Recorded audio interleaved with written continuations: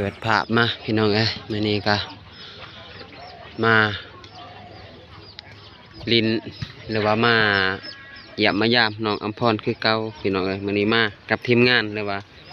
บ่าวโกเพิ่นนำพี่น้องเนาะมากับบ่าวโกเพิ่นพี่น้องเอ้ยก่อนอื่นหมดก็กราบทักทายสบายดี พ่อแม่พี่น้องหมดสุขสุขคนเด้อที่เข้ามาสู่สองบ่าวมิกเนาะบ่ว่าสิอยู่ฝั่งไทยหรือฝั่งลาวหรืออยู่ต่างประเทศก็ขอสบายดีสวัสดีเด้อพ่อแม่พี่น้องมาฮะน้องอภรมื้อนี้พี่น้องเอ้ยกับทีมงานว่าบ่าวโกเพิ่นหายหน้าหายตาโดนแหละพี่น้องเอ้ยบ่ได้พ้อกันกับบ่าวโกเพิ่นก็มามื้อนี้มาไปพี่น้องนักสั้นเด้อพี่น้องเวลาย่างสบายดีเด้อบ่าวโกพี่น้องเอ้ยหลายมือหลายวันเลยที่บ่ได้มาเนี่ยหรือว่าเป็นเดือนบ่ได้มาเนี่ยเป็นเดือนมาบ้านเนี่ยเลยแต่ว่ามาเดี๋ยวเจอกันกับน้องอภรเมื่อวันที่ยังเจอกันอยู่อันนะครับถ้าแต่งฟาร์มนะมันกระดนนะที่หนึ่งแม่นที่หนึ่งเดือนสองนั่นแหละไปเที่ยวแต่งฟาร์มรีสอร์ทป้าบ่โกปันเป็ดพอดีน้องเป็ดน่ะป้าไอทีเป็ดพอดีด้วยเพิ่นเบิ่งเช้กับน้องบองหุ่นอยู่ทางกันเห็นอยู่คลิปแต่ต้นเพราะว่าให้ผู้เจ้านั้นลงไปปันนะแต่ว่าทายเพิ่นว่าบ่แบบที่ขาดปันนั้นมันเมื่อยเด้สองคนปันได้อยู่แต่ว่าสมมุติว่าคือคอยเมื่อยแล้วก็ผู้นึงปันเข้ามาผู้นึงเมื่อยผู้นึงปันเรียนกันสมมุติว่าจะมีแต่3คนไปมันมีเบาโกน้องบองน้องอภรไปเที่ยวแต่ฟาร์มไปสอบแต่ก่อนนั้นน่ะก็เคยไปอยู่พี่น้อง4คนเบาโกเบาตูนเบาโกเบาตูนน้องอภรแล้วก็น้องบองก็ไปนำกันบ่ในก่อนหน้านั้นเด้อเดี๋ยวว่าเที่ยวถ้าแต่ฟาร์มรีสอร์ทเป็นมองท่องเที่ยวของเมืองท่าแต้มพี่น้องแต่เป็นรีสอร์ทแม่บอลเป็นที่พักนั่นน่ะถือว่าถ้าผู้ใดมาท่าแต้งถ้าไปบ่ฮอดหันถือว่ามาบ่ฮอดแล้วเนาะผู้ใดมาตัวเมืองท่าแต้งมันบ่ได้ไปเที่ยวน้องเป็ดหรือว่าท่าแต้งฟาร์มรีสอร์ทแม่นไปบ่ฮอดท่าแต้งเพราะว่าเป็นเอกลักษณ์ของเมืองเลยจ้ะถือว่าแหล่งท่องเที่ยวเลยของเมืองท่าแต้งเฮาแล้วก็อีกจุดนึงเป็นบ้านวัฒนธรรมเป็นเอกลักษณ์ของชนเผ่าในแขวงตอนนี้อยู่บ้านกันดอนพุ่นพี่น้องเนาะเอกลักษณ์แต่ว่าเป็นกวนก็คือกวนแบบมีเลยพี่น้องนะแต่ละปีต้องได้จัดงานบุญบ้านครับวันที่5 เดือน 3อยู่หั่นบุญบ้านกันดอนแม่นบ้านน้องอภรนี่ก็บ่ฮู้ปีนี้เขาจัดบ่สบายดีเด้อเนาะจัดได้ปีนี้เพราะว่าปีกายนี่จัดก็ปีกายนี่บ่ปีชื่นนี่น่าจะจัดเนาะปีชื่นนี่น่าจะจัดเพราะว่าปีชื่นนี่บ่น้องเขาที่บ้านนี่เพิ่นเขาแต่ว่าคอยบ่ได้เขาแต่ว่าเฮาจัดกันแล้วก็บ่รู้เขาอยู่นี่คอยยังอยู่ห่างกันบ่ได้ไปถ่ายคลิปเด้ตอนแต่ว่าบ้านกันดอนนี่จะได้นัดกันไปกันเนาะปีนี้ไปบ่ปีนี้ไปแล้วเป็นเต็มยังอีกเดือนป้ายนี่แล้วว่าเดือนป้ายนี่แหละเดือน3บ่ฮอดฉะนั้นยังเดือนเดียวเองนะหมดเดือน2นี่กันนี่ก็ปี8แล้วเนาะ9หรือบ่โดยลืมวันที่แล้ววันที่5 เดือน 3เด้บุญบ้านเด้อบ้านกันดอน ไปแล้วอีนี่ แต่ว่าเป็น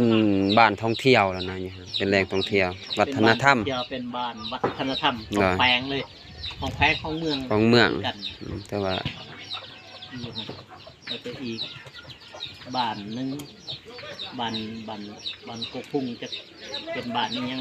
ของเมืองตอนนั้นครับอยู่กกพุ่งตลาดตอนนั้น ถนนเป็น ตลาดชนเผา ตลาดชนเผาถนน อยู่อยู่บ้านกกพุ่งครับ อืม เห็นอยู่ดอกอะไรที่เบิ่งในช่องว่าเตียงเพิ่นสิซื้อเครื่องซื้อผักซอยเราครับซอยเจาะครับอยู่บ้านกกพุ่งในฮอบลาปีได้มาหานครเท่านี้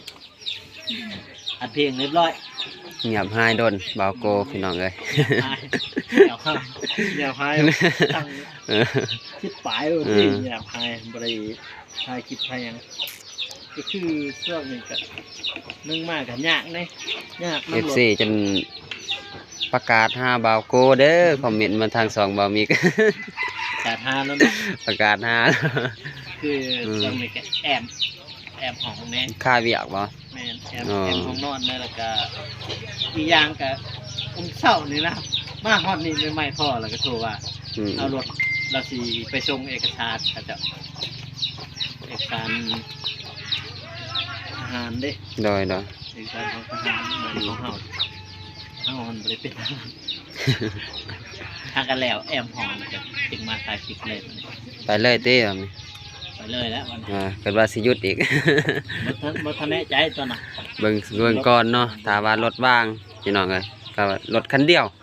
บ่ เดียวแม่น อืม แต่ว่ารถมันเป็น2คันคันหนึงหันเรา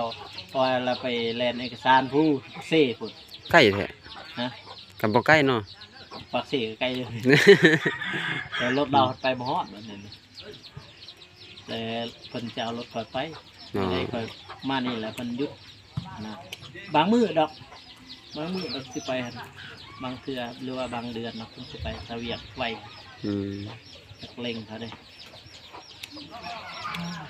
น้องพรไปไสมื้อนี้พักพรบ่อ๋อแล้วเวียกยัง เวียกยังส่วนนี้เสียหญ้าว่ายามแลงนี่ก็มีหญ้าอยู่บ่ส่วนกาแฟอักทางนี้คือว่ามันเย็นเนาะหญ้าบ่ตาย ค่อยๆก็นี่เกี่ยมสิตัดก็สิตัดแล้วสิจูดปลูกฟรี ตัดทิ่มหมดอ๋อ มันมีหมองหนึงว่าสิเฮ็ดสวนมันเองแหละอยู่บ้านว่าสิเฮ็ดเป็นสวนของตนเองเลย อ๋อ อยู่หลังหน้าเนาะ แต่ว่า นี่เนาะ ส่วนตัว เดี๋ยว อื เป็น ม ส่วนตัวเป็นเสียงกาแฟ ว่าโกสิเป็นเสียอะไรได้คะแนนนี้มีส่วนกาแฟเป็นของตัวเองล่ะพี่น้องเอ้ย อยากเป็นเสียก่อน อืม ยันมือใดมือหนึ่งแบบว่า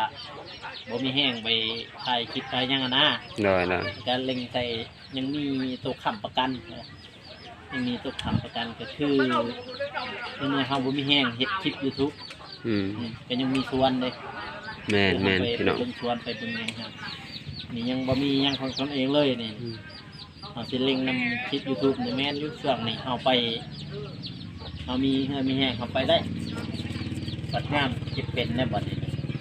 ที่เฮาไปบ่ได้เนาะ ยาม เพ ไป ราะว่า บ่ เฮา ได้ ก็ได้ขาดนะ มีร้านจะหน่อยว่าเพราะใส่ชวนให้ลูกมุ่นมั่งบ่มีพอดีเว้ยทางชวนก่อนนะชวนใหม่ก่อน นี่แล้วมีดิน ครับ จากเฮกตาร์ โอ้ยบ่ฮอดอีกจ้าผมบ่ฮอดอีกจ้าดอกเดียวหันนั้นไม่เดียวนั่นแหละ อืม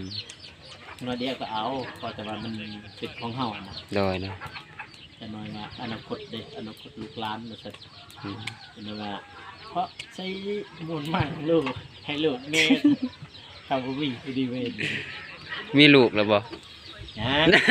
คนเนาะอนาคต อนาคตเนาะ อนาคตเอ้ย คือว่ามีลูก อนาคตเพื่อไว้นะ โดยเลย เพื่อมีลูกมีหลานเจ้ามาตีบุญมือหน่อยนี่เนาะ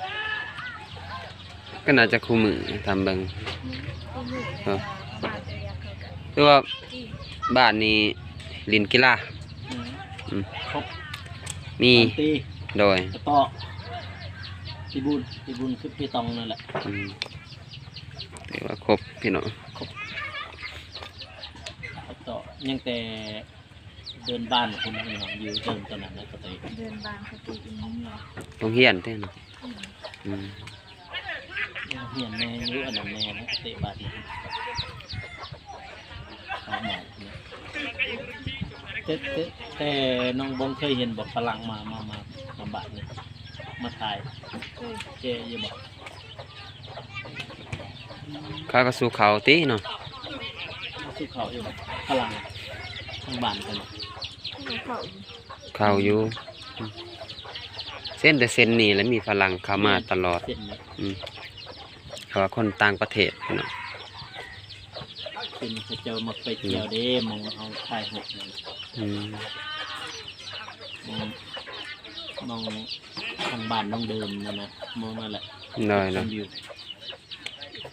โอ้ยถ้าไปเฮ็ดธุรกิจแบบนี้เนาะธุรกิจบอลช่างบอลวันอาทายหกอันนะบอลทำบินโดนครับเดี๋ยวนะครับ ธุรกิจ เปิดห้าง เปิดห้างอ๋อ กิจเปิดห้างห้างเครื่องดื่มห้างแบบว่าห้างฟรีก็ยังไปนะ เนาะ มันได้ดีเฮ้ยเหลือนั่น คือว่าเฮือนคือว่าหยุดเด้อเนาะ ยุดทุกมือเลยนะเอาพ่อน เฮือนใหม่นะ ยุดเพชรนี่ อืม เดือน ยุเป็นเดือนเท่าไหร่ เนาะได้เดือนน่ะเนาะ ตอนนี้ยังยุดอยู่ หยุดบ่มีงบพี่น้อง อืม เพื่อข้ามตีของนอน แต่ว่าแล้วหมดแล้วได้เทคะนะมีแต่กอแหล้วแม่นวะแล้วหมดแล้วเทคะนะ ก่อยยังเพิ่มเลย ภาษิบ ภาษิบ เด้อ ตัวได้ภาษาวัน นี่แหละหลุมนี่ นี่เอาเช้า ภาษาว เป็นภาษิบ เลย แล้วก่อขึ้นเรื่อยเนาะ ขึ้นเลยแล้วก็เทคาน เตะข้างคือตัวเทิง อืม อ๋ออายเพิ่งรู้หรือว่าอายเพิ่งกินร้อย พี่น้อง ไม่ใช่ข้าวนะคิดเนาะบนที่คิดอันนี้แล้วเนาะเขาจึงเห็ดกดช่างมองเหยียบมองยังเนาะ เทคานเอ็นอีกเทคานเอ็นก่อนแต่ว่าสำนีบ่หนองเพิ่นสิเฮ็ดความสูง บัดตัวนี้ดิ หึ บัดตัวนี้ดิ เหลี่ยมเสาโซ่เสานะ เหยียบโชว์ เออ อ๋อ แบบเขาอยากเห็นแบบโซ่เสาออกมานะ อ๋อ อืม รู้เลยเหยียบรู้ เพราะว่าก็เห็นลายลังอยู่เขาเห็ดแบบนี้ก็ นั่นวะ แม่นแล้วแต่ผู้มัก เพราะว่าบ่อยากโชว์เท้าทั้งนอกโชว์เท้าทั้งในแบบ อืมเด้ทางในมันสิเพียงเลยเลยเห็นว่าทางในเพราะว่ามันเป็นลังเรียบเลยอืมแต่ว่า แต่ว่าโชว์ทั้งนอกมันทั้งในเรียก อืม แต่ว่าเอาทั้งนอกมันทั้งในมันลุกนอก นี่แล้วทางนอกกับทางในสิเป็นแบบนี้ แต่เนี้ยเนาะ เอออืม ตัวได้จะดี ก็แล้วแต่ เอาที่ผ่านมาเห็นตัวใดลายกว่าทั้ง ตัวนี้มันสิเป็นโหมดใหม่เขาเฮ็ดใหม่นะใหม่ประเภทเขาก่อในโซเซานี่ส่วนลายมันสิเห็น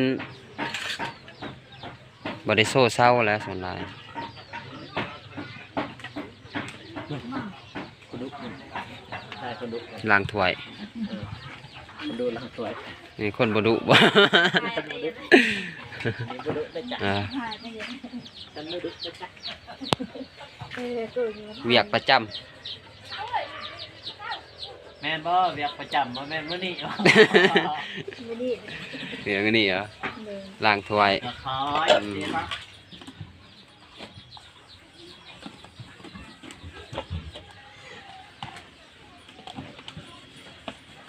พักผ่อนมือเดียวนี่บ่พักพักผ่อนแต่มือเดียวนี่บ่ วาน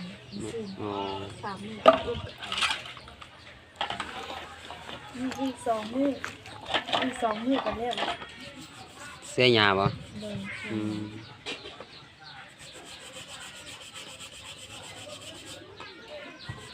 จักบอนน้องเฮ็ดสวนกาแฟ บนเดียว บอนเดียว เดิน อืม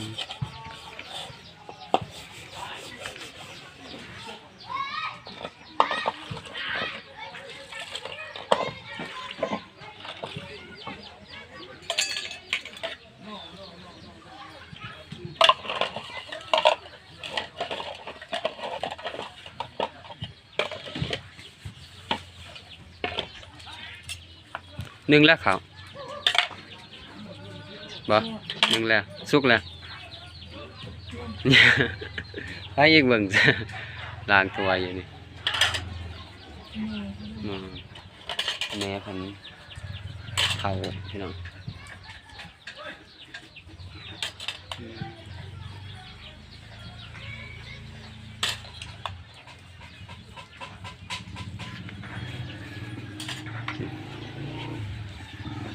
ใหญ่เติบเนาะคือว่าใหญ่เติบได้เหือนเนาะเพิ่น จักเม็ดคุณจักเม็ดนี่ จักแมตบ่บ่ฮู้อืม เจ้าคอยกระดูก อันก็บ่อันนี้ เจ้าตัวคอย ตามที่เบามิกเบิ่งนี่น่าจะประมาณ8 เมตรคูณ 86มันก็7ประมาณนั้น บ่ห้องนี่สิประมาณ3 เมตรบ่3 เมตรห้า7 เมตร ใครจะเดิน 8 คูณ 14คือว่ากว้างเติบเนาะใหญ่เติบก็ได้แต่ร่วงยาวพี่น้องแต่ว่าความกว้างก็บ่ปานใดดอกเพราะว่าเฮือมันเป็นแต่2 แถวเฮือน2 แถวเองโมเดิร์นบ่โดน อืม มูดีดิน มูลีเดน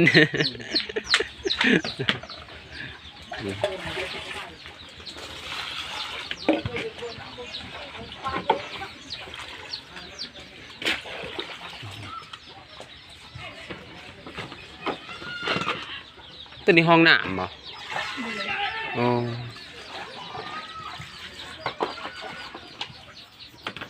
ห้องน้ำถ่ายเนาะบ่มีห้องอาบ มีแต่ห้องถ่าย อาบอยู่นอกเลยเนาะ เดิน ถ้าว่ายามหนาวนี่จะได้สิ ก็อาบอยู่นี่แหละ อาบอยู่นี่คือกัน ดินอยู่ก็เต้นเลยเด้บ่อันนี้บัดหนึงก็เต้นบัดหนึงเลยก็เต้นบ่ ถ้าว่ามีห้องน้ำมันอาบแบบอยู่ในห้องคะแนนเนาะ อุ่นเนาะ อุ่นนี่ เดิน ถ้าว่าอาบแบบ ทางบ้านเขาบ่มีตัวอุ่น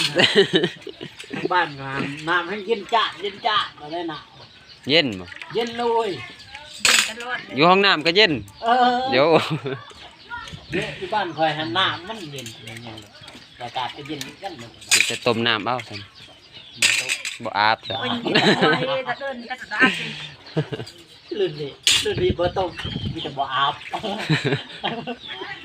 จะเล่นบ่มีสองมาตูนก็บอกว่ากูอาบน้ำในดื้ออาบจังได้มันหนาวเนาะ บ่มีฮอดเทือสิออกเนาะอยู่พุ่นน่ะ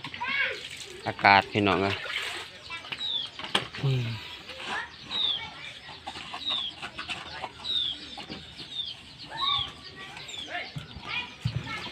นี่เป็นบ่แดดตรงนี้ ฮะ ช่วงนี้บ่ช่วงนี้มันกะแดดอยู่มันร้อนได้ทางช่วงนี้ ฮ้อนบ่ ร้อนได้ ช่วงนี้ อืม ช่วงนี้ร้อนเพราะว่าแข็งแรงเด้เริ่ม บ่ใครนี่อากาศมื้อนี้บ่หนาวปานใดอืม บ่เลยระยะนี่ประมาณแต่เดือนหนึ่งวันที่ปลายนี่กับพ่ออยู่ พออยู่บ่ พออยู่ อืม อากาศกับพอดี แต่ว่าตอนเว้นจักซี่เรียกว่าร้อนในประมาณ26 เนาะ องศามันก็พอดีนะครับแต่ตอนแรกน่ะพอดี ก็ อาบพอดีนะนะแต่บ่ต้องใส่แอร์เลยระยะแรก โอเค เออ สิได้กลับแล้วเนาะ ขับจำเต็มเหรอ สิฮอดแล้วพี่น้องเอ้ย ขับจ เออ ำฮอด ความจำสิฮอดแล้วสิได้กลับก่อนพี่น้องนะก็ บ่าวก็บ่ได้มีสั่งมาเด้อน้องเด้อมาแวะมาเยี่ยมมายามน้องซื่อๆก็สิได้กลับก่อนแล้วเด้อนะแต่น้องเฮ็ดเวียกตามสบายเลย โอเคพี่น้อง